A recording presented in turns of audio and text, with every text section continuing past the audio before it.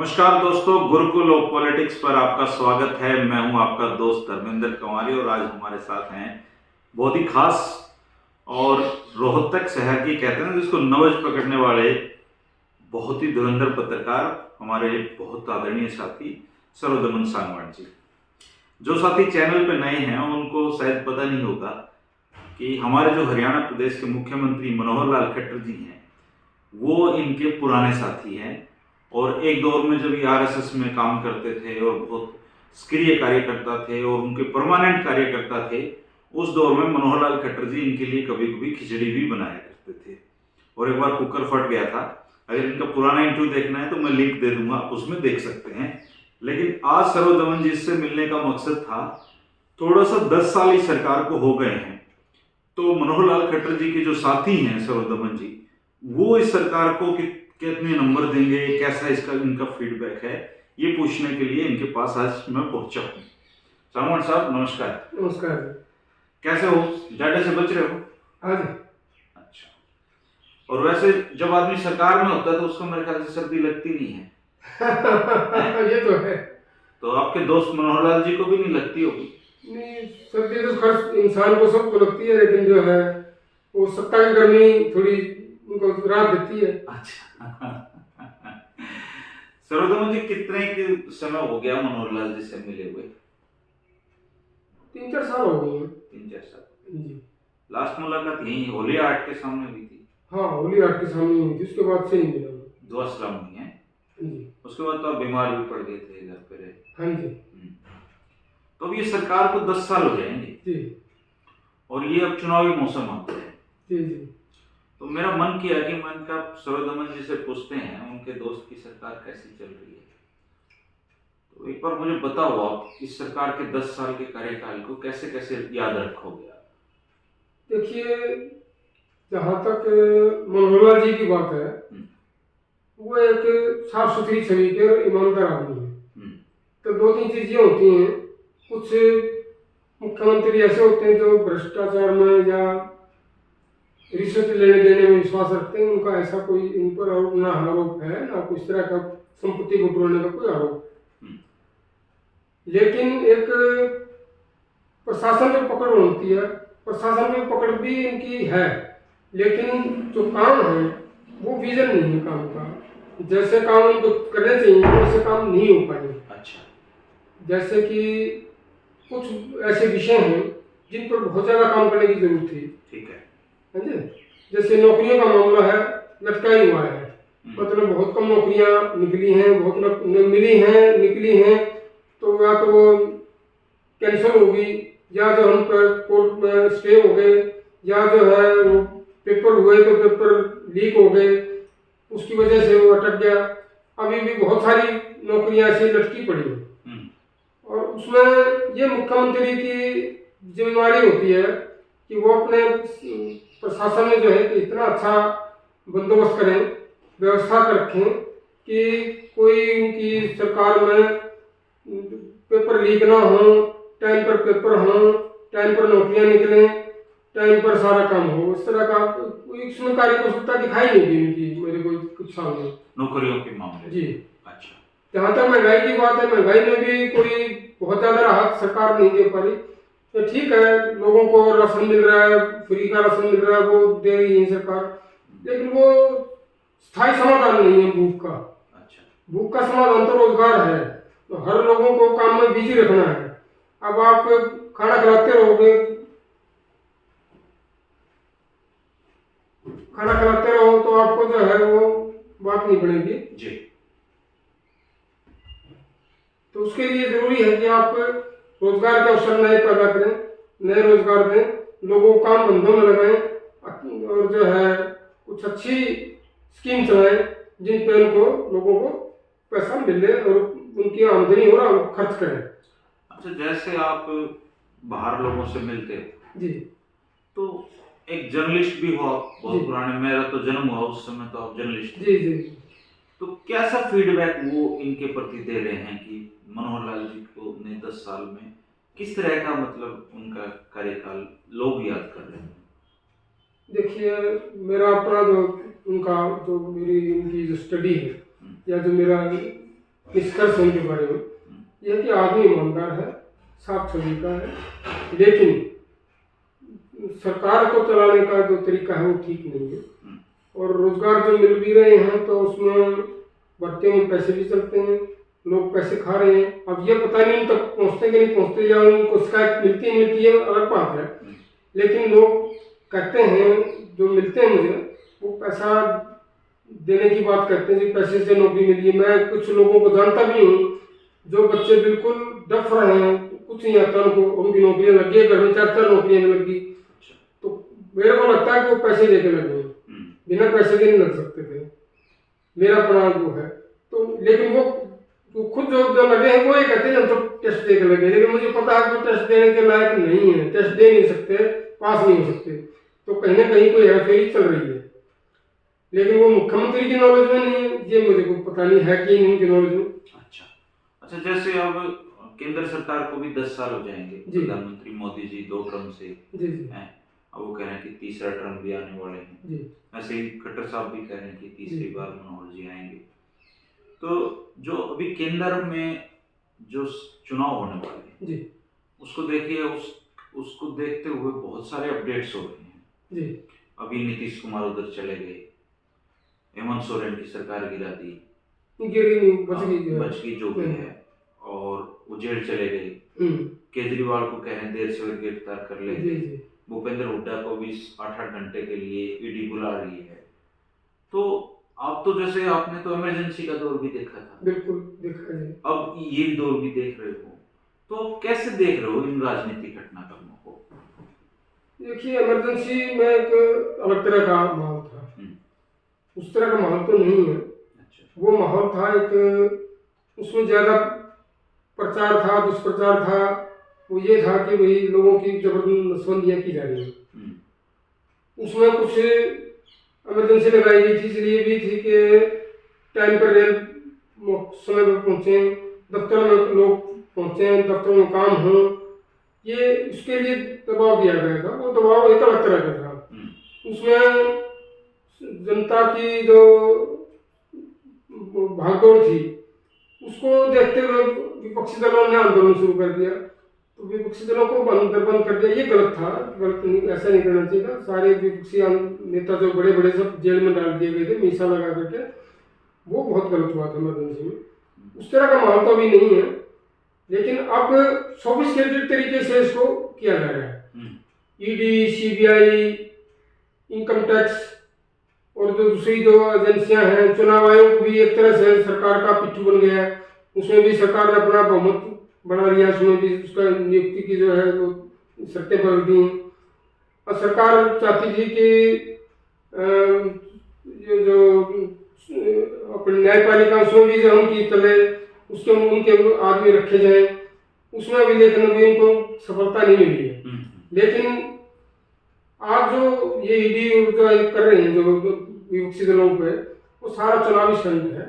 चुनाव को देखते हुए डरा के, धमका के, उनको परेशान करके वो चाहते हैं कि वो हथियार डाल दें और सरकार के खिलाफ ज़्यादा ना कुछ मुखर हों और उनकी विपक्षी एकता टूट जाए किसी तरीके से। अब सोरेन को पकड़ के रखा है, तो लेकिन सोरेन को अभी जब तक सबूत साबित कुछ हुआ नहीं है, अभी कुछ है नहीं, ना कोई उसकी, अगर है तो फिर अब तक तो कोर्ट में चालान पेश हो जाना चाहिए था। जब तो आपकी इंक्वायरी करनी है, अपनी इंक्वायरी के लिए ले गए हो, अपन था के जेल में डाल दिया अपनी इंक्वायरी के नाम पे।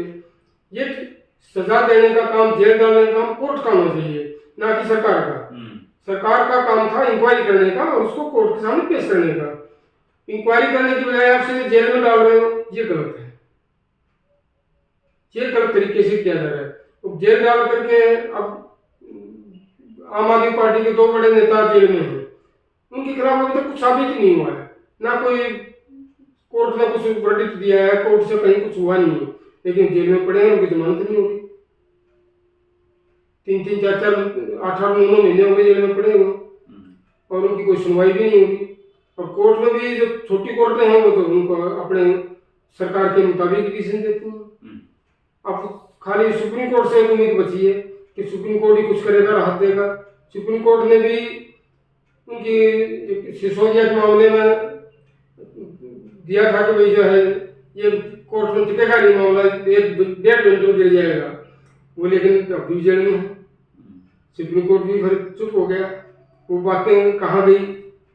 अब जब आपने देख लिया कि कुछ नहीं है तो आपने जमानत क्यों नहीं दी उसको, उसी टाइम देना चाहिए था जमानत। लेकिन कहीं ना कहीं दबाव है सरकार का, और सरकार जो है इमरजेंसी जैसी तो नहीं है, इमरजेंसी अगर अघोषित इमरजेंसी कह सकते हैं इसको। अच्छा। कि इमरजेंसी तो नहीं है लेकिन इमरजेंसी से कम भी नहीं है। जैसे अगर माहौल को आप देखें जी तो आप तो उस दौर में थे जब पत्रकार बने थे, जब रेडियो पे भी खबर आ जाया करती तो बहुत बड़ी बात थी जी अखबार में खबर छपना तहलका मच जाया करता। जी टीवी आ गई, फिर जी टीवी पे भी लोग काफी भरोसा करते थे। जी लेकिन अब क्या मानते हो, आज का जो मीडिया है हमारा वो कैसे बिहेव कर रहा है? आप एज ए वेटरन जर्नलिस्ट कैसे देखते हो आप इसको? मीडिया में जो गिरावट है ना, वैसे तो समाज के हर तबके में गिरावट है, उसमें मीडिया की छूता नहीं है। राजनीति में गिरावट है, डॉक्टरी पेशे में गिरावट है, वकीलों के पेशे में भी गिरावट है, नैतिकता नाम की कोई चीज़ बची नहीं, मोरलिटी खत्म हो चुकी है। तो पत्रकार भी इससे छूते नहीं है, और पत्रकारों में भी 80-90% ऐसे हैं जो सरकार की गुणगान करके पैसा बटोरना चाहते हैं, पैसे से खेल करना चाहते हैं, और अपने निजी फायदे कराना चाहते हैं, अपने बच्चों को नौकरियां चाहते हैं। हम लोगों ने बड़ा संघर्ष किया था, कभी इस तरह की हरकत नहीं की कि जो है अपने बच्चे लगवाने हैं या कोई और फायदा उठाना सरकार से। मैंने तो, मैं आपको बताऊं, बस पास की सुविधा सरकार ने दे रखी थी, मैंने वो भी कभी नहीं दी। अच्छा। जो फ्री बस थे, और एक्रेडिशन भी नहीं कराया मैंने। इसकी वजह से मुझे पेंशन मिल सकती थी, मेरे पास 10-12 हज़ार 15 हज़ार पेंशन मिल सकती थी, वो पेंशन मेरे को नहीं मिलती। वो इसलिए नहीं मिल पा रही क्योंकि मैंने एक्रेडिशन नहीं करवाया। वो मैं समझता था कि सरकार की एक देन थी, तो भाई सरकार जो आपको गिफ्ट दे रही है, वो गिफ्ट मैंने नहीं लिया, और उसको गिफ्ट सोच के नहीं दिया, तो वो मेरे पास उसका नुकसान भी है, झेलना पड़ रहा है। नहीं तो मैं भी आज 10-12-15 हज़ार रुपये पेंशन ले रहा हूँ तो सरकार से। तो ये जो है, मतलब आप समझो कि 10% मीडिया, वो भी सोशल मीडिया पे ही कुछ थोड़ी बहुत पत्रकारिता बची है, वरना जो राष्ट्रीय जो चैनल है, मीडिया है, वो बिल्कुल भ्रष्ट हो चुका है। मैं आपको बता रहा हूँ, मैं भी दैनिक भास्कर मंगाता हूँ, दैनिक भास्कर में कोई खबर नहीं होती, सब सरकार की गुणगान होते हैं। अब रामलला पे पूरे पेज के पेज भर दिए। राहुल गांधी की यात्रा में देख रहा हूँ सोशल मीडिया पे इतना जबरदस्त कामयाबी मिल रही है उनको, वहाँ से कश्मीर, क्या नाम जो है वो, मणिपुर से लेकर के आसाम, नागालैंड और अरुणाचल प्रदेश, मेघालय, इतनी जबरदस्त सफलता मिली उन्हें। मतलब ऐसी जबरदस्त मैंने कभी मोदी के भी ऐसे फंक्शन नहीं देखे, उनके भी रोड शो देखे, लेकिन इतनी भीड़ नहीं देखी। और बिहार में, उसमें बंगाल में जो जबरदस्त उनको कामयाबी मिली है, और आसाम में तो बिल्कुल तोड़ ही पड़ रखा था उन्होंने, लेकिन उसको कोई नेशनल मीडिया में दिखाता नहीं। दैनिक भास्कर 2 लाइन की खबर छापता उसकी, एक छोटा सा फोटो और 2 लाइन की खबर। भीड़ को दर्शन ही नहीं होते, भीड़ भी होती है कहीं उसकी फंक्शन में, लेकिन मैं सोशल मीडिया पर देखता हूँ तो जबरदस्त भीड़ होती है, उत्साह इतना जबरदस्त होता है लोगों में, और सड़कों के दोनों तरफ लोग खड़े होते हैं, जैसे कोई विदेशी शासक आता है तो उसकी चारों तरफ खड़ी होती पब्लिक, इतनी भीड़ देखता हूँ मैं, लेकिन जो उसको दर्शन नहीं होते कहीं सोशल मीडिया पे, ना किसी अखबार में दिखाया जाता है। तो ये मुझे लगता है कि वो मतलब कांग्रेस को अन्याय कर रहे हैं एक तरह से। मैं कांग्रेस का समर्थक कभी नहीं रहा, मैंने कभी कांग्रेस को वोट नहीं दी, लेकिन जो विपक्ष को कमजोर करने की बात की जा रही है, लोकतंत्र में विपक्ष का मजबूत होना बहुत जरूरी होता है, और बराबर का उसको नहीं, वो तो होना चाहिए। मोदी जी तो कह रहे हैं ना, बिल्कुल विपक्ष मुक्त भारत, विपक्ष मुक्त बात कर रहे हैं, तो फिर तानाशाही आ जाएगी। एक पार्टी की सरकार है, उसमें जो है अपना, इसमें देख लो चाइना में देख लो एक पार्टी की सरकार है, रशिया में देख लो एक पार्टी की सरकार है, उत्तर कोरिया में एक पार्टी की सरकार है, वो एक ही पार्टी खड़ी होती है, उसी के मेंबर्स को वोट मिलते हैं, वो खत्म। अच्छा, अब समाज में ऐसे लोग भी हो गए हैं सरोदमन जी, जी जो ये कहते हैं कि चुनाव की जरूरत क्या है? इनको तो चुनाव की जरूरत ही नहीं।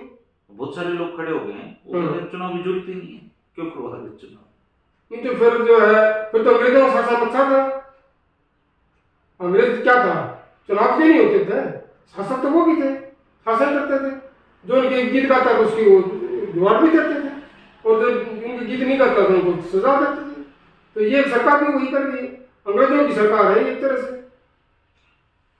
अच्छा, जैसे आपने आरएसएस में काम किया जी आप उसके फुल टाइमर वर्कर थे, जी और आप आरएसएस को आपने पढ़ा भी होगा, बंच ऑफ थॉट्स और जी जी सबको पढ़ा होगा। जी तो जैसे अब आज के दिन आरएसएस की जो स्थिति है और जो प्रधानमंत्री मोदी जी की स्थिति है, लोग कहते हैं कि आरएसएस एक तरह के असहाय दिखाई देता है। कैसा आप महसूस करते हैं? जी जी बिल्कुल ऐसा ही है। जब कोई नेता इतना पॉपुलर हो जाता है कि उसकी छवि संगठन से ऊपर हो जाती है। अब इस संगठन से ज्यादा ऊपर चले गए मोदी जी, संगठन उसके सामने बोना हो गया, और आरएसएस भी एक तरह से उनके सामने बोना दिखाई देता है। जब आरएसएस तब मजबूत हो रह सकता जब कोई सामूहिक सत्ता हो, सामूहिक। अब एक मोदी की सत्ता है, मोदी के नाम पे सब कुछ है, मोदी भगवान है, मोदी राम है, मोदी सब कुछ है, तो उसमें आरएसएस की सत्ता जो है वो बिल्कुल एकदम से डाउन आ गई, डाउनफॉल हो गया उसका। और वो उनके सामने कुछ बोलते समय डरते हैं, उनको ये सोचते हैं कि चलो सत्ता तो हमारी है, मोदी है, लेकिन आरएसएस और बीजेपी का काम तो हो गया ना कुछ, तो वो इसलिए चुप बैठे, वो कुछ बोल नहीं पाते उनको, क्योंकि उनका जो मान लो मोदी को हटा देंगे तो बीजेपी खत्म हो जाएगी, बीजेपी जीरो पे आ जाएगी। तो फिर आरएसएस को क्या फायदा? आरएसएस का मकसद तो सत्ता देना है ना। संगठन बनाया था, किसी ने बनाया था कि देश में सत्ता परिवर्तन करेंगे, आरएसएस की जो नीतियों को लागू करेंगे, आरएसएस जिन मुद्दों को उठाना चाहते हैं वो मुद्दे उठाए जाएंगे। यही तो उनकी जीत थी। सुन, वो जीत तभी है तो मोदी से पहले तो आरएसएस तब भी था, तब सरकार तो इतनी नहीं थी, मजबूत नहीं थी कोई। आप आरएसएस में रहे जी, आरएसएस के बारे में आप क्या सोचते हैं अब? देखिए पहले मेरा था कि एक देशभक्तों का संगठन है, लेकिन अब मुझे लगता है कि ये सिर्फ किताबी बातें हैं, देशभक्ति के कोई जज्बान में नहीं है, उनका मकसद वही है। ये मैंने कहा तो आप जो मेरी जो इसके बारे में जो धारणा है वो ये है कि ये पूंजीपतियों का संगठन है, पूंजीपतियों के लिए बना है, पूंजीपतियों के लिए ही सोचता है, उन्हीं के लिए काम करता है। देश के किसान गरीब तबके का नाम लेते हैं वो जरूर अपने भाषणों में, बड़ी बड़ी बातें भी करते हैं, लेकिन उनके लिए करते कुछ नहीं है, करते कुछ दिखाई नहीं देते। ये करते हैं सिर्फ पूंजीपतियों के लिए, पैसे वाले की पार्टी है। और एक तरह से जितने भी देश में पूंजीपति वर्ग है उसको संरक्षित करने का काम आरएसएस का है। अच्छा, जैसे आपने तो वो दौर भी देखा होगा जब इंदिरा गांधी इतनी लोकप्रिय थी। जी, इंदिरा गांधी का ऐसे ही उभार था, ऐसे ही जैसे आज मोदी जी हैं, इतनी तो लोकप्रिय थी कभी इंदिरा गांधी?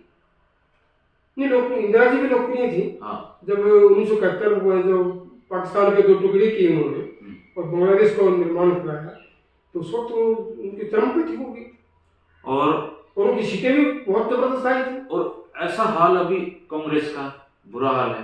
बिल्कुल है तो एक तरफ तो कांग्रेस जैसी पार्टी है, जी, उसके साथ इंडिया गठबंधन है जिसमें से नेताओं को यही पता नहीं है कि शाम को इधर है, सुबह कहाँ होंगे वो। जी। तो इतना कमजोर विपक्ष, इतनी मजबूत पार्टी, फिर 2024 का परिणाम तो फिर सोचने की जरूरत ही नहीं।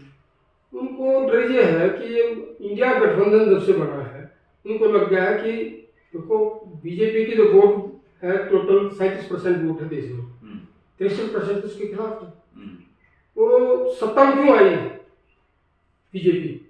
क्योंकि विपक्ष बटा हुआ था, एक दूसरे के खिलाफ खड़े होते थे।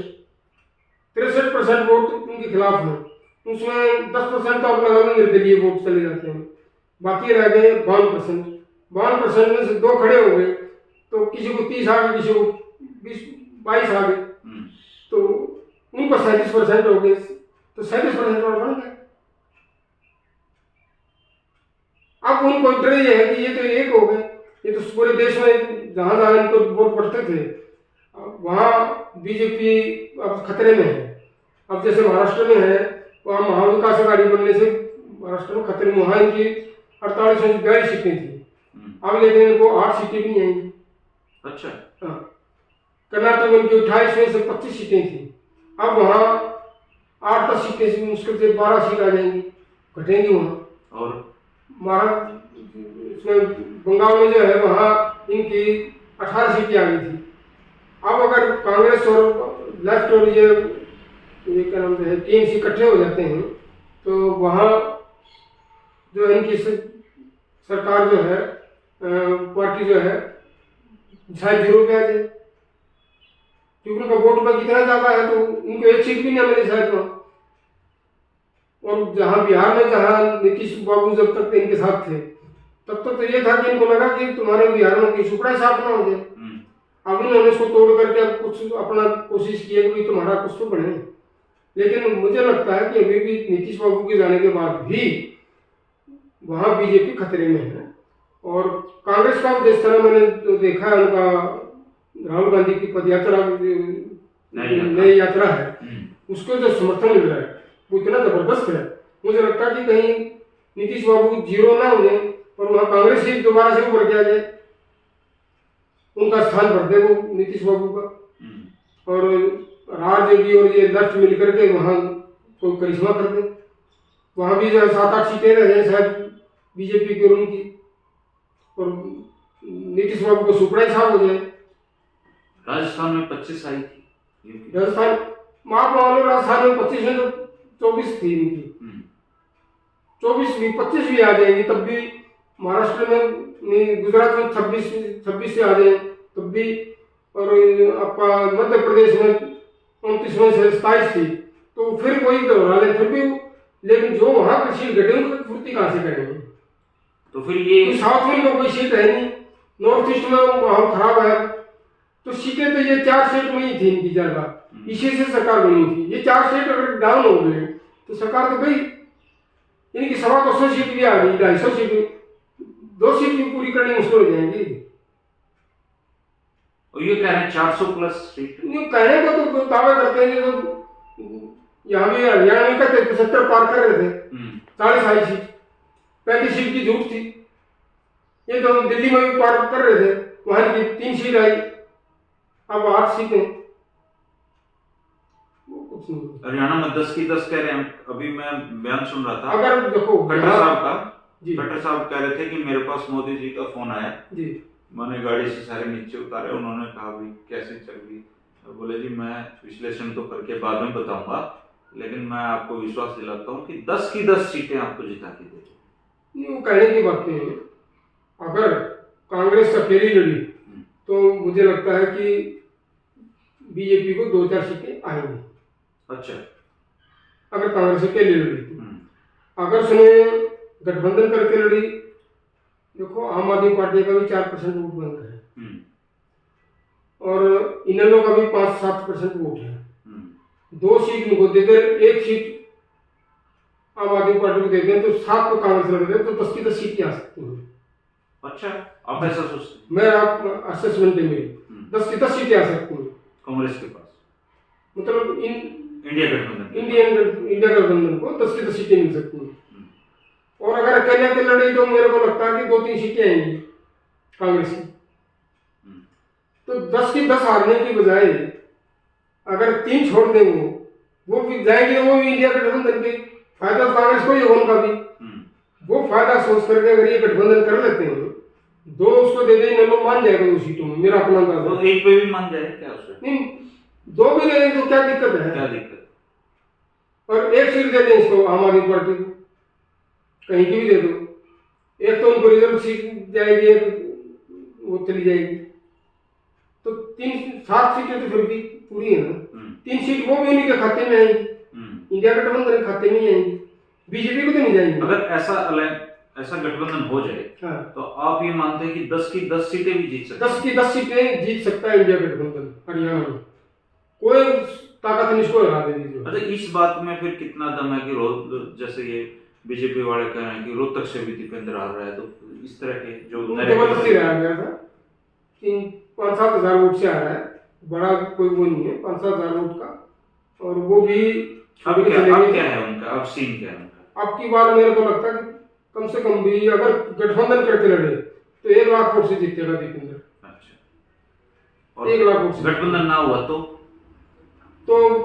20-30 हज़ार से जीतेगा, मुकाबला होगा, पर जीतेगा है? जीतेगा। ये तो बिल्कुल आप अलग सी बात बता रहे हो। लोग तो कह रहे हो कि बीजेपी की लहर बह रही है, नहीं, आप कह रहे हो कि नहीं, बीजेपी कोई लहर वहर नहीं है। लहर होती तो ये ईडी पर सब ना उठाते, ना नीतीश को तोड़ते, ना उसमें सोरेन को तोड़ने जाते, ना केजरीवाल के खिलाफ कुछ करते, आराम से जीतते घर बैठे। अंधेरे की जरूरत तो बनती ना, जगह जगह धक्के खाने का जरूरत है मोदी को। अच्छा, क्या आप ये मानते हो कि ये जो न्याय यात्रा निकली है, इससे कम से कम आज के दिन राहुल, चाहे उसकी पार्टी की कुछ भी हालत हो, मैं पप्पू की छवि मैं नहीं भी है? कहता हूँ राहुल एक अच्छा ऑरेटर नहीं है, बोलने में आज भी वो अच्छा नहीं है।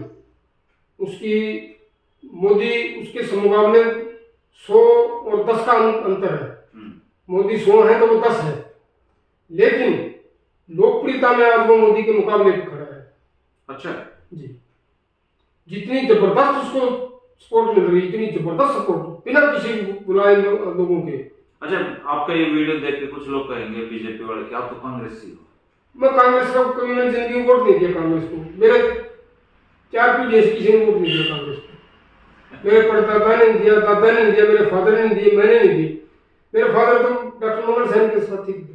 अच्छा, और आप आरएसएस में रहे? मैं आरएसएस में रहा हूँ, लेकिन मैंने हम जो है वोट देते थे, सही एक्चुअली बता रहा हूँ, आज हम इन्हें लोग को वोट देते थे तो देवलाल के साथ थे। लेकिन आज जो है कांग्रेस का हमने कभी वोट नहीं दिया।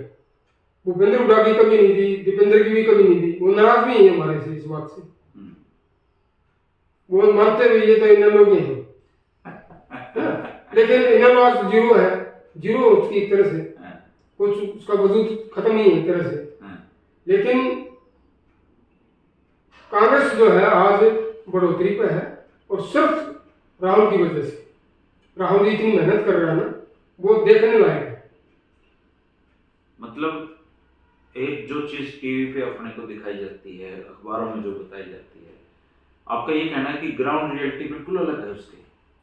देखो, आप 3 स्टेट में अभी चुनाव हुए थे, राजस्थान, छत्तीसगढ़ और मध्य प्रदेश। वहां कांग्रेस का वोट बैंक इंटैक्ट था।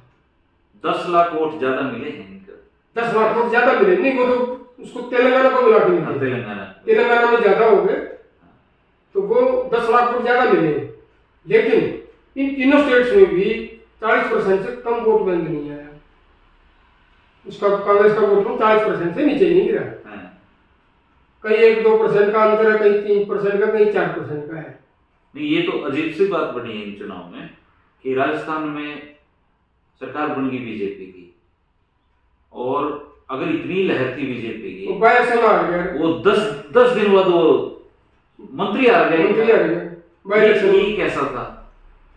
वो वही है, मैं बता रहा हूँ। देखो, लोग ईवीएम को भी उठा रहे, सवाल उठा रहे, तो वो कहीं ना कहीं उसमें कुछ धुआं उठ रहा है, तो उसका तो आग कहीं ना कहीं है। देखो, क्योंकि मैं कोई वैज्ञानिक नहीं, कोई इंजीनियर नहीं, मैं कह नहीं सकता कि इसमें गड़बड़ है नहीं। मैं तो एक सुनी सुनाई बात का घाट कह रहा हूँ कि उसमें गड़बड़ हो सकती है। लेकिन दूसरी बात यह है कि अब हर आदमी की अपनी छवि है। अब उसकी छवि तो अच्छी नहीं थी तो हार गए, मंत्री भी बना दिए तब भी हार गए। तो अभी जैसे हरियाणा में तो बहुत सारे मुख्यमंत्री रह लिए जी, खट्टर साहब भी 10 साल हो गए, तो क्या मानते हो कि जैसे पिछली बार तो इनका 75 पार का नारा था, इस बार शायद ये 80 पार का भी दे दे, तो क्या 70 पार का भी दे सकते हैं। अच्छा, क्या सिचुएशन है, सही से बता हरियाणा की? मेरा मन अंदाजा है, अगर गठबंधन करके लड़ी विपक्ष तो 65 सीटें जीतेगा गठबंधन अपने बलबूते। 65? 25 है ये इनको। और अगर गठबंधन करके ना लड़ी कांग्रेस तो मुकाबला होगा। तो ये वही पिछले वाला रिजल्ट होगा।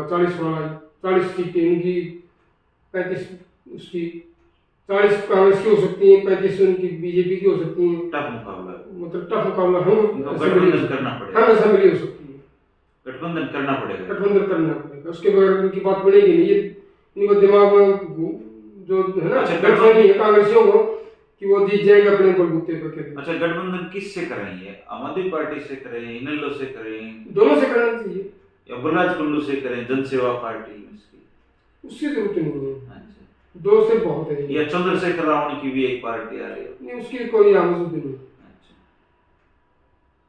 इनेलो और आम आदमी पार्टी को साथ दो बहुत हैं, दो से हो गया तो बाकी सब। और जेजेपी का वोट बैंक कहाँ है? जेजेपी का वोट बैंक खिसक गया है उसको। गांव में उसका वोट बैंक नहीं रहा। जो उसका वोट बैंक था असली, जो किसानों ने वो आधार खत्म कर दिया उन्होंने। किसान आंदोलन उन्होंने जो बयानबाजी की, उसके बाद किसान उनसे इतने नाराज हैं कि वो अगर चुनाव के दौरान गए तो उनको कहीं लड़े ना पड़ जाए। अच्छा, हाँ, ऐसा भी हो सकता है। लोग बहुत नाराज हैं, इतना खट्टर से नाराज नहीं जितना इनसे नाराज है, जेजेपी से। अच्छा, जैसे कुछ लोग कह रहे हैं कि राम मंदिर के बाद आपके यहाँ भी जड़े होंगे दिए घर के आसपास, तो कह रहे हैं कि ये जो दिए जहाँ जहाँ भी जल रहे थे, बीजेपी ने इनका माइंडसेट बीजेपी की तरफ हो चुका है, ऐसा कुछ है? श्री राम हरियाणा में इशू है? श्री राम का हरियाणा में कोई इशू नहीं है, हमारे समाजी ज्यादा है। अच्छा, मंदिर यहाँ इतने खुले पड़े, पहले इतने मंदिर, हर गांव में मंदिर है, उनमें को पुजारी नहीं बैठा। पुजारी जब बैठा है तो वो खाने पीने को मिले कुछ, वो आएगा तो उस बैठने का फायदा है पुजारी को। तो उसको वहाँ कमाई नहीं होगी तो क्यों बैठेगा? वो खाने ताड़ लगे होंगे। वो कोई आदमी, 2-4 आदमी गांव के जाते हैं, खोलते हैं अपने, चला के आ जाते हैं, जो है वो उसका कोई यूज तो है नहीं उनका। राम के यहाँ मंदिर ही नहीं कोई, पूरे हरियाणा में एक राम का मंदिर बता दो कहाँ है? एक है। हाँ, कहाँ पे? सोनीपत में है। वो और ये ना काफी पुराना है। ये जो वेटलॉस की फैक्ट्री है ना, हाँ, इसमें एक मंदिर है सिर्फ। तो यहाँ राम को कोई पूछता ही नहीं है। यहाँ हर गांव में हर किसान राम राम करता है। वो तो बचपन से है, राम राम राम। हम ये भगवान का नाम नहीं तो हम कहते कोई राम करेगा जो करेगा। हम तो गांव को भी राम कहते हैं। राम राम है, लेकिन वो बीजेपी के राम में कोई विश्वास नहीं है। बीजेपी का नाम तो अलग ही किस्म का है। आपको उठा ले जाएंगे ये आरएसएस वाले। अरे उठा ले, मेरे जेल में डाल देंगे, फांसी चढ़ा दे ससुरे दे, मैं तो डरता नहीं।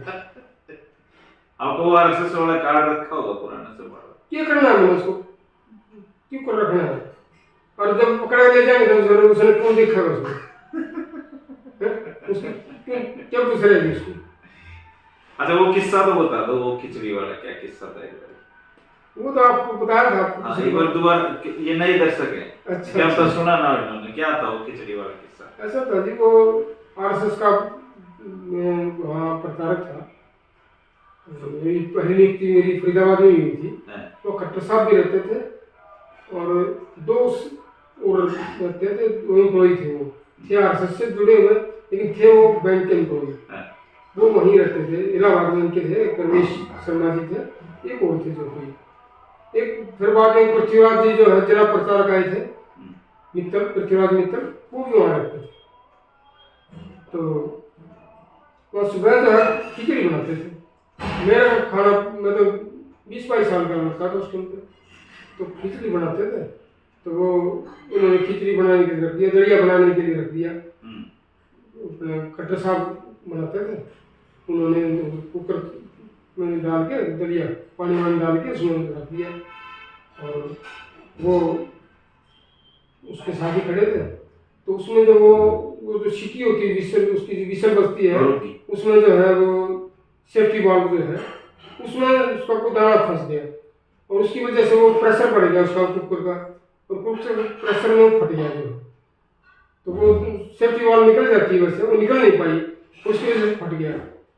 वो फटने से पहले मैंने उनको आवाज़ लगा दी खट्टर साहब को। और खट्टर साहब तो नहीं बोलते थे उस टाइम, तो उनको मनोहर जी बोलता था। मनोहर जी, मैं को बाहर आई हूँ, मैं बाहर कोई काम कर रहा था ना जी। तो मैंने उनको बुलाया, तो वो यूँ मेरे पास बाहर आए तो एकदम धमाक से धड़ाम से धमाका हो गया। तो हमने सोचा कि हुआ क्या, ये बम कैसे फट गया, कहाँ बम फटा ये। तो फिर जाके देखा तो रसोई में देखा तो कुकर पिचका पड़ा था और वो दलिया सारा दीवार पे लगा हुआ था और बुरा हाल हो रखा। मैं बोला महा खट्टर साहब आज तो बच गया, आज से महा आपका कल्याण हो जाना था कुकर के साथ। आप उनका शुक्रमंद होना चाहिए उनको। हाँ। वो हरियाणा प्रदेश के मुख्यमंत्री नहीं बने। वो तो चलो भगवान ने बचाने का कोई साधन हो सकता, किसी तरह से बता आप भी आरएसएस में रहते तो क्या पता आप भी किसी स्टेट के मुख्यमंत्री। हाँ हो सकते थे, उसमें कोई बड़ी बात नहीं है। हाँ। क्योंकि एक तो मैं जाट वर्ग से था और जाटों में उस टाइम ये पार्टी चाहती थी वजूद बढ़ाना अपना। तो उस टाइम मेरे फादर को भी इसलिए जोड़ रखा था उन्होंने कि भाई जाटों में मजबूत आदमी को मिल गया। अच्छा। तो उनको भी साथ रखते थे वो डॉक्टर मंगल सिंह। हाँ। तो हो सकता था, हो जाता ऐसा, लेकिन किस्मत में जो होता है वही होता है। चलो आपका ये कहना है कि बीजेपी की जो ये हवा दिख रही है ये हवा में बुलबुला है। नहीं बुलबुला तो नहीं है, मैं ये नहीं कहता बुलबुला है, हवा है और उनकी मजबूत स्थिति है, इतनी खराब स्थिति नहीं है कि भाई लोग बिल्कुल ही खिलाफ हों। हवा है और सीटें भी इनकी अच्छी तादाद में आनी है और अगर इंडिया गठबंधन मजबूती से लड़ा तो वो सत्ता में भी आ सकते हैं दोबारा।